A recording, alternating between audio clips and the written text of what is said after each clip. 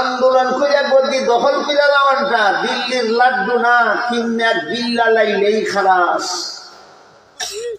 গদি দখল করা দিল্লির গদিটা দিল্লির লাড্ডু না, আন্দোলন করে দখল করে লাইলেই খালাস। এরপরে আর কোনো জমা খরচ নাই। দেখেন তো গদি দখলের জমা খরচ সম্পর্কে হাদিস শরীফে রাসূল করিম সাল্লাল্লাহু আলাইহি ওয়াসাল্লাম কি বলেন? আল্লাহ রাসূল বলেন, আলা কুল্লুকুম রাঈন ওয়া কুল্লুকুম মাসউলুন আন রাইয়াতিহি ফাল আমিরুল্লাযী রাঈন আলান নাস ওয়া হুয়া মাসউলুন আনহুম। রাসূল বলেন, স্মরণ রাখো তোমরা প্রত্যেকেই দায়িত্বশীল, তোমাদের প্রত্যেককেই আপন আপন দায়িত্ব সম্পর্কে পরকালে আল্লাহর কাছে জবাব দিতে হবে।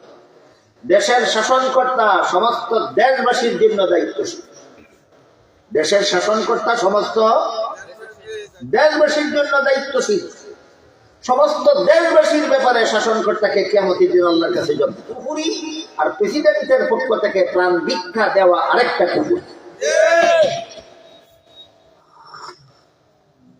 এইভাবে খুনি সুপ্রিম কোর্ট থেকে তার ফাঁসির রায় হওয়ার পরেও একটা কুফরি কইরা প্রেসিডেন্টের কাছে প্রাণ ভিক্ষা চাইল, আর প্রেসিডেন্টকে আর একটা কুফরি কইরা তারে প্রাণ ভিক্ষা দিয়া দিল।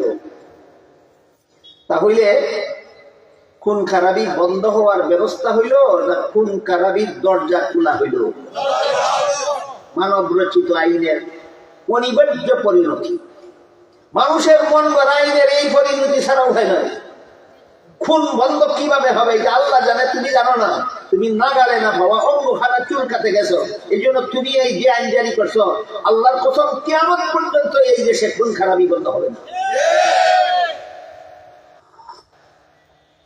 খুনিরে প্রাণদণ্ড না দিয়া মাফ কইরা দিলে এই দেশের খুন খারাপি কোনদিন বন্ধ হবে না। এই মর্মে আল্লাহ পাক রব্বুল আলামিন পবিত্র কোরআনে বলেন, ওয়ালাকুম ফিল কিসাসি হায়াতুন ইয়া উলিল আলবাব।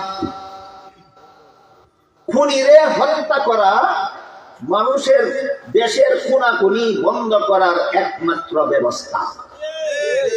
খুনিরে হত্যা করা দেশের খুন খারাপি বন্ধ করার একমাত্র ব্যবস্থা। আল্লাহ বলেন এই ব্যবস্থাটা মাত্র মস্তক পচা হইলে বুঝবে না, মস্তক তাজা হইলে বুঝবে যে খুনিরে হত্যা করা কিভাবে খুন খারাপি বন্ধ করার একমাত্র ব্যবস্থা। এটা যাদের মস্তক গান্দা হয়ে গেছে এরা বুঝবে না, যাদের মস্তক তাজা আছে তারা বুঝবে। কারণ কি? কারণ হইল খুনি এত একটা খুন করলো, তারে ফাঁসি দিলে তো খুন আরেকটা করা হইলো, কিন্তু খুন খারাপি বন্ধ হইল কই? একটা খুনের জায়গা দুইটা খুন হইল। যারা মগজ হচ্ছে গেছে এই সাতটা এইভাবে করে। আর আল্লাহর হিসাব হইল অন্যায় ভাবে কোন যেটা করছে এটা করছে, এটা তো আর ফিরে আনা যেত না। কিন্তু যে কোন করছে তারে যদি মাফ করে দাও, তাইলে সে আগে করছিল একটা কোন, এখন করবে 10টা কোন।